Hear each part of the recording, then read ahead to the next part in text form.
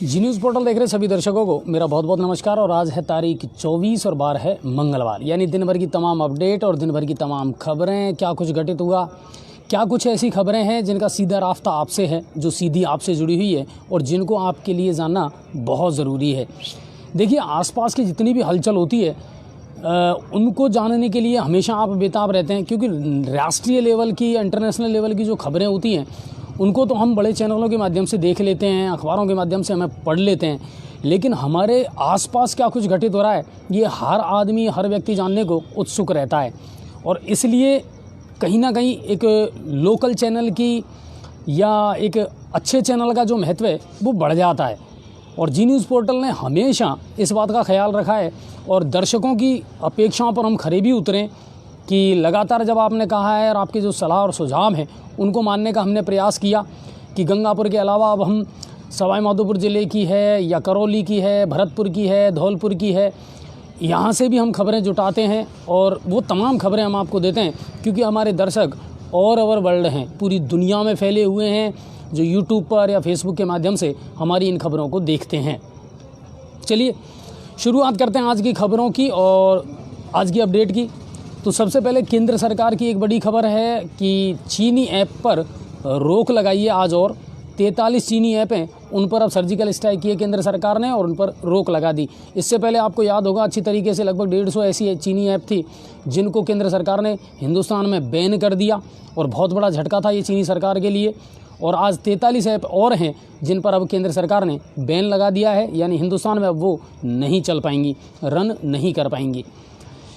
दूसरी बड़ी खबर और बड़ी दिलचस्प खबर आई है, जो पूर्व भारतीय कप्तान और बंगाल टाइगर के नाम से मशहूर रहे दादा सौरव गांगुली, उन्होंने आज एक बड़ा शानदार सा ट्वीट किया और ट्वीट के माध्यम से उन्होंने ये बताया कि वो पिछले 4 महीने में अपनी 22 कोरोना जांच करवा चुके हैं और एक में भी वो पॉजिटिव नहीं पाए गए हैं। दरअसल इस दौरान IPL चल रहा था दुबई में, तो उनका आना जाना लगातार बना रहा और इस चक्कर में उन्होंने 22 अपनी जांचें करवाई, लेकिन शुक्र ये रहा कि वो एक भी बार पॉजिटिव नहीं आई। ये ट्वीट करके उन्होंने आज जानकारी दी।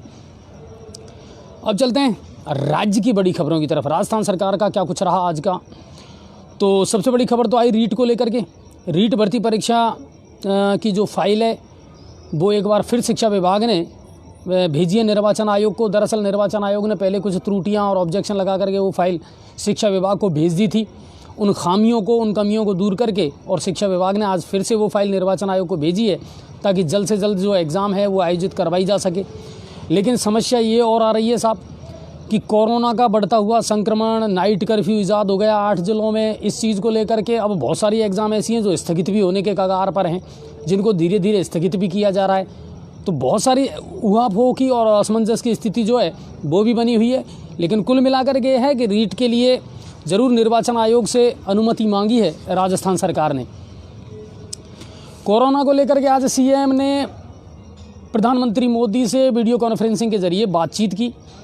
राजस्थान में कोरोना संक्रमण को लेकर के जितनी भी जानकारियां हैं वो प्रधानमंत्री को दी गई और कहीं ना कहीं गहलोत ने बताया है कि राजस्थान इस मामले में अच्छा काम कर रहा है, राजस्थान सरकार बहुत बढ़िया काम कर रही है। राजस्थान में जो मृत्यु दर है वो 1% से भी कम है, 0.8989% है। तो इन चीज़ों पर भी थोड़ी सी खुशी जताई है मुख्यमंत्री गहलोत ने और प्रधानमंत्री ने भी कहीं ना कहीं तारीफ़ की है राज्य सरकार की। इसके अलावा ये भी कहा है कि साहब इस समय की अगर देखा जाए तो लगभग 42 लाख जांचें अब तक हो चुकी हैं राजस्थान में और लगातार सैंपल लिए जा रहे हैं लोगों के और लगातार जांच का जो दायरा है वो बढ़ाया जा रहा है। वेंटिलेटरों की क्या व्यवस्था है, ऑक्सीजन की क्या व्यवस्था है, इसको लेकर के भी उन्होंने जानकारी दी है प्रधानमंत्री मोदी को। और प्रधानमंत्री मोदी की बातों से भी कहीं ना कहीं ये लगा कि शायद केंद्र सरकार जो है वो वैक्सीन के मामले में सफलता हासिल कर तो चुकी है, लेकिन शायद उसका एक अच्छा स्टॉक करके और फिर उसके कल्टीवेशन को लेकर के इस बारे में एक रणनीति बनाई जाएगी पूरी तरीके से सभी राज्यों के मुख्यमंत्रियों के साथ बैठ करके कि आखिर इसका वितरण कैसे किया जाए, कैसे अधिकतम लोगों तक वैक्सीन को पहुंचाया जाए, क्योंकि वो भी एक बड़ा प्रश्न रहेगा वहीं प्रधानमंत्री मोदी ने भी आज बहुत बड़ी बात कही है कि इसको राजनीतिक मुद्दा ना बनाया जाए वैक्सीन वितरण को लेकर के, क्योंकि हर हिंदुस्तानी के पास वैक्सीन पहुंचाना कहीं ना कहीं केंद्र सरकार का लक्ष्य है, ताकि हर व्यक्ति तक पहुंचे। इसका टीका लगेगा, उसकी कीमत क्या होगी, बहुत सारे ऐसे सवाल हैं जो अभी छुपे हुए हैं, तो उसके बारे में ज़रूर स्पष्ट रूप से अभी कुछ कहा नहीं जा सकता है। वहीं राज्य से भी एक खबर आई है कि जो मुख्य सचिव हैं उन्होंने भी आज जितने भी अधिकारी हैं उनकी भी बैठक ली और उनसे भी चर्चा की कि अगर वैक्सीन आती है तो उसका वितरण जो है वो किस तरीके से किया जाएगा, डिस्ट्रीब्यूशन कैसे होगा, मैक्सिमम लोगों तक पहुँचे, कीमतें क्या होंगी, किस तरह उसको वितरित किया जाएगा। तो वो सारी चीज़ें हैं वो अब चल रही हैं, क्योंकि वैक्सीन कहीं ना कहीं ऐसे अंदर के सूत्रों से खबर आई है कि दिसंबर तक अवेलेबल हो जाएगी और वैक्सीन आने के बाद में शायद स्कूल भी खुल जाएं, क्योंकि आज कहीं ना कहीं से एक खबर और आई थी कि जब तक वैक्सीन नहीं तब तक स्कूल और कॉलेज भी नहीं। तो ये बहुत बड़ी समस्या अब स्टूडेंट्स के लिए भी आ रही है। समस्याएं तो बहुत बढ़ रही हैं साहब। देखिए, शादी ब्याहों का सीज़न शुरू हो चुका है, उनको लेकर के भी अगर मैं आज की बात करूं तो आज भी इस बात को लेकर के पूरे राजस्थान भर से ये खबरें आई हैं कि साहब जो इवेंट प्लानर थे, डीजे वाले थे, उन्होंने भी अब सरकार के सामने झोली फैला करके ये भीख मांगी है कि साहब अब हमारा कुछ करो। फरवरी से पूरे काम धंधे बंद हैं, अब जा कर के थोड़ी सी उम्मीद जगी थी, बुकिंग वगैरह उन्होंने ले भी ली, और फिर अचानक वापस जब संक्रमण बढ़ा है तो अब सरकार ने कह दिया कि नहीं साहब 100 से ज़्यादा नहीं होंगे, वीडियोग्राफी करवानी पड़ेगी, मास्क का प्रयोग करना पड़ेगा, डीजे साउंड वगैरह ये चीज़ें ये नहीं चलेंगी, आतिशबाजी नहीं होगी। तो कुल मिला करके ये है कि उन्होंने आज गंगापुर सिटी में भी जो डीजे एसोसिएशन है उन्होंने अपना दुखड़ा, अपना दर्द एसडीएम अनिल चौधरी जी को बताया, और वो मैंने लाइव भी आपको दिखाया था। एसडीएम साहब का भी ये कहना था कि बिल्कुल आपके दर्द से हम वाकिफ़ हैं, आपकी मुश्किलों को हम समझ तो रहे हैं, लेकिन प्रॉब्लम ये आ रही है कि अब इसमें जो भी गाइडलाइन होगी वो बड़े लेवल पर ही जारी हो सकती है, स्थानीय स्तर पर तो प्रशासन ज़्यादा कुछ पहल कर नहीं सकता। जिला कलेक्टर नुमल पहाड़िया ने भी आज बैठक ली थी, वो तमाम खबरें मैं आपको बताऊंगा। अब चलते हैं भरतपुर की तरफ। भरतपुर एसपी डॉक्टर अमनदीप सिंह कपूर आज अपने काम पर लौटे। दरअसल गुर्जर आरक्षण आंदोलन के दौरान वो पॉजिटिव पाए गए थे और उसके बाद वो 20 दिन के लिए क्वारंटाइन हो गए और अब स्वस्थ होकर के अपने काम पर लौट आए हैं। देर रात भुसावर की गांव बांछरैन के पास एक ट्रक और निजी बस की टक्कर में 1 दर्जन सवारियां घायल हो गईं। सूचना पर खेड़ली मोड़ पुलिस मौके पर पहुंची और घायलों को महुआ अस्पताल में भर्ती करवाया। ये देर रात की खबर थी। अब चलते हैं धौलपुर की तरफ। धौलपुर से क्या कुछ खबरें हैं। कचपुरा गांव में कुशवाहा समाज के 2 गुटों में आज जम करके लाठी डंडे चले। दरअसल खेत जोतने की बात को लेकर के, खेत के बंटवारे को लेकर के झगड़ा हुआ और इसमें 8 लोग घायल हो गए। सदर पुलिस ने घायलों को बाड़ी अस्पताल में भर्ती करवाया है और मामला दर्ज कर लिया है। बाड़ी उपखंड के कंचनपुरा थाना क्षेत्र के खादर गांव में देर रात एक शादी समारोह में करंट लगने से एक युवक की मौत हो गई, यानी शादी की खुशियां मातम में बदल गई। दरअसल मृतक राजू कुशवाहा की बहन की शादी थी और लगन टीके देकर के वो लोग आए थे और उसके बाद जब वो घर में बैठ कर के चाय पी रहा था तो एक नंगा तार जो था लाइट का वो उस पर उसका पैर पड़ गया और उसके बाद उसे करंट लगा। उसके बाद परिजन जो है अस्पताल लेकर के पहुँचे, जहाँ चिकित्सकों ने उसे मृत घोषित कर दिया। अब चलते करौली की तरफ। तो गंगापुर करौली सड़क मार्ग पर सलेमपुर की घाटी के पास में एक व्यक्ति के साथ लूटपाट की घटना को अंजाम दिया गया। दरअसल करौली का रहने वाला रईस खान गंगापुर बैंक से 57,000 रुपये निकलवा करके स्कूटी से जा रहा था। इस दौरान 2 बाइकों पर सवार 4 लोगों ने सलेमपुर घाटी में उसे रोका और रिवॉल्वर की नोक पर उससे 57,000 रुपये लूट लिए। पीड़ित ने कुड़गांव थाने में इसका मामला दर्ज करवाया है। अब सवाई माधोपुर की तरफ। जिला कलेक्टर ने आज शादी विवाह को लेकर के व्यापारियों और मैरिज हॉल संचालकों की बैठक ली और कोरोना संक्रमण के प्रभाव को रोकने के लिए सख्ती से गाइडलाइन का पालन करने के निर्देश दिए हैं। करना ही है, म्यूजिक ना अंदर चलेगा ना बाहर चलेगा। ये मैं क्लियर कर दूं, क्योंकि आज भी जब एसडीएम साहब को ज्ञापन देने आए थे डीजे वाले, तो मैंने खुद ने एसडीएम साहब से पूछा था कि साहब भ्रम की स्थिति ये बनी हुई है कि चलिए बाहर जो मोबाइल डीजे है चढ़ाई में या निकासी में वो नहीं चलेगा, लेकिन अंदर क्या स्टेज नहीं लगेगी, क्या अंदर डीजे नहीं बजेगा? तो उन्होंने मना कर दिया कि नहीं। अभी तक तो साफ साफ ये निर्देश हैं कि ना अंदर ना बाहर, आपको बिल्कुल भी शांति से ही अपनी जो भी प्रोग्राम है वो करना है। मास्क हर आदमी पर होना चाहिए, सोशल डिस्टेंसिंग। और हाँ, एक चीज़ और एक भ्रम की स्थिति और बनी हुई थी कि साहब 100 लोग अगर खाना खा करके चले गए तो क्या नेक्स्ट 100 आ सकते हैं, 100 से ज़्यादा हम इकट्ठे नहीं होने देंगे। लेकिन क्या ऐसा हो सकता है? तो उसको लेकर के भी साफ निर्देश हैं कि कुल 100 ही आएंगे। आप ऐसा नहीं कर सकते कि साहब 100 एक बार में आ गए, फिर 100 दूसरी बार में आ गए, फिर 100 तीसरी बार में आ गए, ऐसा नहीं होगा। कुल मेहमानों की संख्या 100 ही रहेगी। खाना खिलाने का जो सिस्टम है उसकी वीडियोग्राफी होगी, सोशल डिस्टेंसिंग आपने कितनी रखी है ये देखा जाएगा।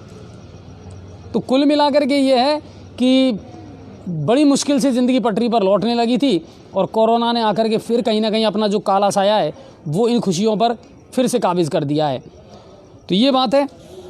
तो जिला कलेक्टर साहब ने आज उनकी मीटिंग ली, साफ साफ निर्देश दिए। और इसके अलावा एक चीज़ और निकल करके सामने आई कि जो वाहन हैं, चाहे वो परिवहन की बसें हों, ऑटो टेम्पो हों, जीप हों, इनमें जो सवारियां बैठती हैं अब उनमें भी, उन पर भी मास्क होना बहुत ज़रूरी है। यदि सवारियां जो हैं उन पर मास्क नहीं है तो ड्राइवर और कंडक्टर के खिलाफ कार्रवाई की जाएगी, क्योंकि बिल्कुल साफ साफ है और WHO भी ये मानता है कि बिना मास्क के अब और कोई इलाज है ही नहीं इसका, जब तक कि वैक्सीन नहीं आ जाती। मास्क ही एकमात्र उपाय है। दूरी जो हम मेंटेन करके रखते हैं वो हमको करके ही रखनी है। आज बहुत अच्छी बातें अपनी वीडियो कॉन्फ्रेंसिंग में नरेंद्र मोदी जी ने बताई थी कि लगभग 4 चरणों में गुजरा है ये सारा मामला। जब शुरू में ये कोरोना आया था तो बहुत डर गए थे हम लोग, पैनिक हो गए थे, लोगों ने अक्षर से पालन किया हर चीज़ का। उसके बाद धीरे धीरे हम दूसरे चरण में पहुँचे कि लोगों का डर तो चलो थोड़ा कम हुआ, लेकिन लोगों को लगा कि हाँ यार इलाज है और हम ठीक हो सकते हैं। और फिर लोग तीसरे चरण में पहुँचे कि सब कुछ भूल गए और बिंदास हो गए, ना सोशल डिस्टेंसिंग, ना मास्क, ना कुछ। फिर आ गई सर्दियाँ और इसने अपना असर फिर दिखाना शुरू कर दिया। तो कुल मिलाकर के उन चरणों से, उन मुसीबतों से निकल तो हम रहे हैं, लेकिन फिर भी मैं आपको बता दूं कि दुनिया में अभी भी भारत की स्थिति कोरोना के मामले में सबसे बेहतर है, सबसे अच्छी है। कुछ राज्यों में ज़रूर मामले तेज़ी से बढ़े। तो जिला कलेक्टर ने आज मीटिंग ली। जिले की दोनों नगर परिषदों में नामांकन भरने का सिलसिला शुरू हो चुका है। कल भी हमने आपको बताया था 23 तारीख से और 27 तारीख तक ये सिलसिला चलेगा। 60 वार्ड हैं सवाई माधोपुर नगर परिषद में भी और गंगापुर सिटी नगर परिषद में भी। नामांकन भरने का सिलसिला शुरू हो चुका है और उसी के अंतर्गत आज दूसरे दिन गंगापुर में तो 12 और सवाई माधोपुर में 5 नामांकन दाखिल किए गए हैं। गंगापुर में 12 नामांकन दाखिल हुए हैं आज। सवाई माधोपुर के वार्ड नंबर 23 से 2 नामांकन और वार्ड नंबर 1, 27 और 60 इनसे एक एक नामांकन दाखिल हुआ है सवाई माधोपुर में। गंगापुर सिटी की अगर बात की जाए तो वार्ड नंबर 23 से 5 नामांकन आज दाखिल हुए हैं। वार्ड नंबर 23 से 5 नामांकन दाखिल हुए हैं, वार्ड 21 से 2 और ward number 4, ward number 17, ward number 26, 27 और 60 इनसे एक एक नामांकन पत्र आज भरा गया है नगर परिषद गंगापुर सिटी में। तो ये सिलसिला भी शुरू हो चुका है और दोनों ही राजनीतिक दलों ने अभी टिकट को लेकर के कोई घोषणा नहीं की है, लेकिन फिर भी जिन जिनको दावा लग रहा है वो अपने अपने हिसाब से नामांकन दाखिल कर रहे हैं। और मुझे लगता है कि शायद 27 तारीख तक ही दोनों दल जो हैं वो अपनी स्थिति स्पष्ट करेंगे कि आखिर टिकट किसको मिला है और कौन अब अपनी ताल ठोकेगा राजनीतिक दल के सिंबल पर। गंगापुर सिटी तो शहर में भी कोरोना का मामला बढ़ता जा रहा है। परसों हमने आपको बताया था कि लगभग 33 नए केस आए थे और आज की अगर मैं बात करूं तो आज 22 पूरे उपखंड में 22 नए केस आए हैं, जिनमें से अकेले गंगापुर सिटी में 14 नए केस हैं। नया गांव बजीरपुर में 4 नए केस हैं। पीलोदा और बामनवास में 2-2 केस कोरोना पॉजिटिव पाए गए हैं। बुज़ुर्गों का और बच्चों का ख्याल आपको रखना ही पड़ेगा और एक ही ख्याल है कि मास्क, भीड़ में जाने से बचें, इस चीज़ का ख्याल रखें, दूरी अवश्य बनाए रखें। जब आप अकेले हैं तो प्रॉब्लम नहीं है। बहुत सारे हमारे दर्शक मुझे भी कहते हैं साहब मास्क लगा लो, मास्क लगा लो, लेकिन बहुत सारे दर्शक ये भी जानते हैं जो मुझे देखते हैं दिन भर में, जो नोटिस करते हैं कि मैं हमेशा मास्क लगा करके रहता हूँ, लेकिन जब स्टूडियो में हूँ या मैं अकेला हूँ, भीड़ में नहीं हूँ, सेफ़ हूँ, तो फिर मैं, क्योंकि फिर मेरी आवाज़ आप तक नहीं पहुँच पाती, तो वो है। तो ये तो आपको पालन करने पड़ेंगे साहब, जब तक वैक्सीन नहीं आ जाती और तब तक ज़िंदगी सामान्य नहीं हो जाती है। तो SDM ऑफिस में भी आज शादियों के लिए अनुमति लेने वालों की भीड़ उमड़ रही है, क्योंकि अब ये भी अनिवार्य कर दिया है, अगर आपने अनुमति नहीं ली या सूचना नहीं दी तो जुर्माना देना पड़ेगा साहब। लेकिन भीड़ को देखते हुए अब जितने भी विभिन्न उपखंड अधिकारी हैं उन्होंने अपने ईमेल जो एड्रेस है वो जारी कर दिए, मेल आईडी जारी कर दिए कि अब किसी को भी उपस्थित होने की आवश्यकता नहीं है। आप ईमेल के माध्यम से भी सूचना एसडीएम ऑफिस में भिजवा सकते हैं, वही मान्य हो जाएगी, आपको वहाँ उपस्थित होने की अब आवश्यकता नहीं है। ये भी मैं अपने दर्शकों को जानकारी दे दूं, सूचना लेना या अनुमति देना तो आवश्यक है ही, ये तो ध्यान रखना, ये अनिवार्य रूप से आपको लेनी पड़ेगी। लेकिन अब आपको वहाँ जाने की आवश्यकता नहीं है, ईमेल के ज़रिए जो है आप भेज सकते हैं अपनी सूचना। अब बात करते हैं एक और खबर जो अभी अभी पदम जी ने लाइव दिखाई थी कि कोई अज्ञात वाहन था, उसमें कुछ संदिग्ध लोगों के बैठे होने की सूचना थी, वांछित लोगों की, और उसकी लोकेशन गंगापुर सिटी थी। सदर थाना पुलिस ने तुरंत कार्रवाई करते हुए नाकाबंदी की, लेकिन उससे पहले ही उन्होंने अपनी लोकेशन बदल दी और वो लोग जीप में बाटौदा की तरफ फरार हो गए। और पुलिस की जीप लगातार उनका पीछा कर रही है। कौन लोग हैं, क्या मामला है, ये तो अभी पता चलेगा। लेकिन अभी कुछ देर पहले का ये लाइव था जो पदम जी ने सदर थाना पुलिस और गंगापुर सिटी के यहाँ से आप लोगों को दिखाया था, तो उस बारे में भी हम अपडेट लेते रहेंगे। अब बात करते हैं आपकी और हमारी। कल जो बीके हत्याकांड है उसको लेकर के हमने रामकेश जी को फ़ोन भी मिलाया था, एमएलए साहब को, और कोशिश ये की थी कि उनसे बात हो जाए और उस पर पूरी अपडेट हम ले लें, लेकिन उन्होंने फ़ोन नहीं उठाया। लेकिन उसके तुरंत बाद जो ही हमने लाइव ख़त्म की तो तुरंत रामकेश जी का फ़ोन मेरे पास आ गया था और उन्होंने कहा कि सर मैं कहीं बिजी था थोड़ा सा, और मैंने कहा हम आपको लाइव लेना चाहते थे कि उसमें मामले में क्या प्रोग्रेस चल रही है और क्या अपडेट है। कल हमारे कुछ ऐसे दर्शक थे जिनको मैं अब अपना दर्शक नहीं मानता, क्योंकि हमारे जो दर्शक हैं ना वो बड़े समझदार हैं साहब, और हर चीज़ को, हर परिस्थिति को समझते हैं। लेकिन कुछ ऐसे दर्शक भी इन दिनों हमसे जुड़े हैं जिनकी सोच भी पता नहीं किस लेवल की है, जिन्होंने हमारे ऊपर ये ब्लेम लगाया कि साहब ये चैनल बिक चुका है, ये पार्शलिटी कर रहा है, बीके हत्याकांड को मुद्दा। बीके मीणा हत्याकांड में जी न्यूज़ पोर्टल की जो भूमिका है उस पर कोई उंगली नहीं उठा सकता, ये मैं दावे के साथ कह सकता हूँ। इकलौता ऐसा चैनल था जिसने उस कांड की लाइव दिखाई आपको, हर पल पल की अपडेट, और मैं सबसे पहले वहाँ पहुँचा था शाम को 4 बजे जब वहाँ से मेरे पास फ़ोन आया था। फिर भी कुछ दर्शक कह रहे हैं साहब उसको उठाओ। देखिए, मीडिया के पास सिर्फ एक खबर नहीं है जिसको उठाया जाए, कितने लोगों की कितनी सारी खबरें हैं, क्या हम सिर्फ एक ही खबर में उलझ करके रह जाएंगे? और फिर दूसरी बात कि सारा काम मीडिया पर ही कैसे डाल सकते हो आप, लोगों की भी कुछ जिम्मेदारियां होती हैं। हम आपकी आवाज़ को उठाते हैं, लेकिन आवाज़ कहीं ना कहीं आप ही को करनी पड़ेगी।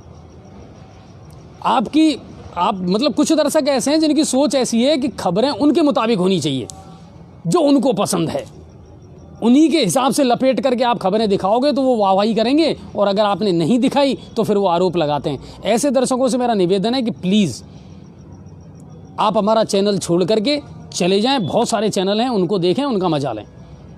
जी न्यूज़ पोर्टल पूरी निष्पक्षता के साथ, पूरी गंभीरता के साथ खबरें दिखाता है और हर मुद्दे को उठाता है, उसके अंजाम तक पहुंचाने का प्रयास करता है। लेकिन कहीं ना कहीं आप भी इस बात को जानते हैं कि काम प्रशासन को करना है, मीडिया को नहीं करना। फिर किसी दर्शक के द्वारा ये कह देना कि साहब ये चैनल बिक गया, ये उनकी पार्शलिटी कर रहा है, या ये भी अब दब गए, या ये रामकेश जी से, देखिए जनप्रतिनिधि से और प्रशासन से मीडिया ने और ख़ासकर जी न्यूज़ पोर्टल ने हमेशा सवाल किए हैं और आप लोगों के सामने किए हैं, और हमेशा ज़्यादातर लाइव पर हमने सारे अधिकारियों को और जनप्रतिनिधियों को जोड़ा है।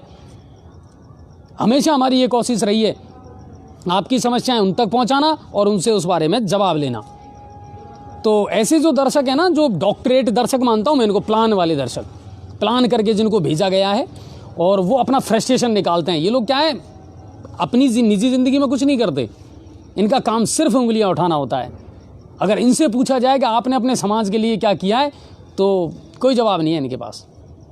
तो ऐसे जो दर्शक हैं हमारे, वरना जितने हमारे दर्शक हैं ना सर, वो हमारी एक एक चीज़ को समझते हैं। और सर एक बात और मैं अपने जितने भी दर्शक हैं उनको बता दूं, हमें कोई पैसा नहीं देता, ना हमें कोई पैसा मिलता, ना हमारी कोई इनकम है, कोई आय नहीं है हमारी। बस ये हमारा जुनून है, ये हमारा पागलपन है, ये हमारा शौक़ है कि हम इसको कर रहे हैं। हमें खुशी मिलती है कि हमारे काम करने से लोगों को कहीं ना कहीं संतुष्टि मिल रही है, लोगों के काम हो रहे हैं, प्रशासन एक्टिव मोड में है, और ये हमारे लिए सबसे बड़ी खुशी है, सबसे बड़ी इनाम है, सबसे बड़ी आय है। वरना इसके अलावा हमारे पास में कोई सोर्स ऑफ इनकम नहीं है इससे, लेकिन फिर भी हम दिन रात मेहनत करते हैं। दर्शक उस चीज़ को समझ नहीं पा रहे हैं, तो वो बहुत ज़रूरी है कि आप हमारा साथ दें और कहीं ना कहीं परिस्थितियों को समझने का आप प्रयास ज़रूर करें। नहीं, बिल्कुल, न्यूज़ का एक पैटर्न होता है सर, न्यूज़ के अपने कुछ प्रोटोकॉल होते हैं। ये कोई बात नहीं हुई कि साहब आपके हिसाब से खबरें दिखाई जाएं।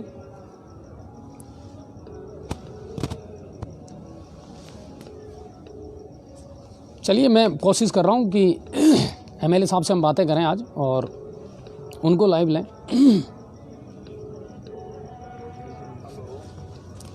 हाँ एमएलए साहब नमस्कार। हाँ नमस्कार। अजय भारद्वाज निवेदन कर रहा हूँ सर, जी न्यूज़ पोर्टल से। हाँ नमस्कार। और इस समय आप लाइव हैं सर, और बहुत सारे दर्शक हैं हमारे जो लगातार, क्योंकि कल जब आप वजीरपुर गए थे तो आपके मैं अभी बैठा हुआ हूँ टिकटों में, इसमें टिकट का कुछ चल रहा मामला। Okay okay okay okay okay Bharadwaj ji फिर बात करेंगे अपन। बिल्कुल सर, बिल्कुल बिल्कुल। तो उन्होंने कहा था कि वो अभी एक स्पेशल मीटिंग में बिजी हैं और वो ज़रूर इस बारे में बात करेंगे। तो डेफिनेटली हम उनसे बात करेंगे बीकेएस मीणा हत्याकांड को लेकर के क्या कुछ प्रोग्रेस चल रही है इसमें। हालांकि पुलिस गिरफ्तारियां भी कर रही है। कुछ लोगों के हमारे पास में ये भी फ़ोन कॉल आए थे कि साहब कुछ निर्दोषों को इसमें फंसाया जा रहा है जो सरकारी कर्मचारी हैं। मेरा ऐसा मानना है कि देखिए, कहते हैं ना, जब हवा चलती है तो कई बार बड़े पेड़ भी झुकते हैं और कई बार छोटे पेड़ों को भी हानि होती है। तो जब पुलिस किसी चीज़ को मिशन बना करके चलती है तो आप निश्चित मानिए, यकीन मानिए कि, और हम भी पुलिस प्रशासन से रिक्वेस्ट करेंगे कि सर दोषी कोई भी छोड़ा ना जाए और निर्दोष कोई भी फंसाया ना जाए। बस ये प्रयास रहना चाहिए, किसी निर्दोष को कोई सजा ना हो, कोई ऐसा व्यक्ति ना फंसे जिसका कोई गुनाह ही नहीं है, जिसका इस मैटर से कोई लेना देना ही नहीं है। बाकी अगर जो दोषी हैं तो जल्द से जल्द उनके खिलाफ कार्रवाई करें, उनको बिल्कुल सलाखों के पीछे आप पहुंचाएं और उनके पूरे जो हैं उन काम को ज़रूर करें आप। हाँ बिल्कुल, मीडिया में भी एक खबर आई थी कि पिलोदा पुलिस पर आर्म्स एक्ट का एक झूठा केस दर्ज करने का आरोप लगाया है और लोगों में इसको लेकर के रोष है। ये सुंदरी गांव का एक मामला था। इसमें भी पुलिस ने कहा है कि साहब, लोगों ने कहा है कि साहब पुलिस ने जो है बेवजह का आर्म्स एक्ट में केस दर्ज कर लिया है, मुकदमा दर्ज करके, और लोगों को फंसाया जा रहा है। देखिए, सच हमेशा सच रहता है सर। कुछ समय के लिए वो प्रताड़ित ज़रूर हो सकता है मगर पराजित नहीं हो सकता। और कल हम इसको लाइव दिखाने का प्रयास करेंगे आपको। तो हमारी ये कोशिश रहती है कि हम हर खबर आप तक पहुंचाएं, हर अपडेट आप तक पहुंचाएं। आपको बता दें, 2 दिन तक लगातार छोटी उदय में जो हत्याकांड था उसको पूरे दिन मैंने और पदम जी ने लगातार कवर किया है।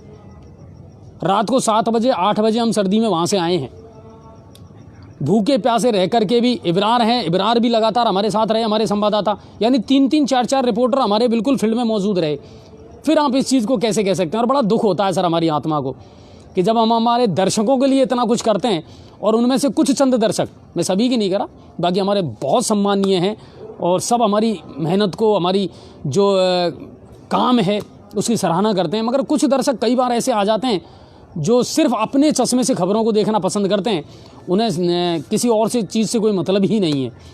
तो ऐसी चीज़ों को आप थोड़ा सा इग्नोर करें। और ऐसे दर्शकों के लिए, हालांकि मैंने अपनी टीम को बोल दिया है कि इनको हमेशा के लिए ब्लॉक कर दें आप लोग, ये ऐसे दर्शक हमें चाहिए भी नहीं।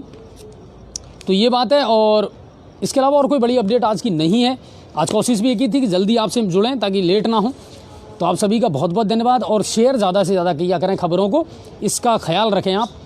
बाकी आप लोगों की जो बातें हैं, आप लोगों के जो मुद्दे हैं, समस्याएं हैं, उन पर हमारी नज़र है। शहर की सफाई व्यवस्था है, रोड लाइट है, और ये सारे मुद्दे तो अब ऐसे हैं कि अब कुछ दिन, जब इतने दिन हमने धैर्य रखा है तो कुछ दिन और रखें। महीने 1.5 महीने बाद में इस शहर को उसका एक नया मुस्तकबिल मिल जाएगा। तो उम्मीद करेंगे कि फिर से ये चीज़ें रनिंग में आएगी।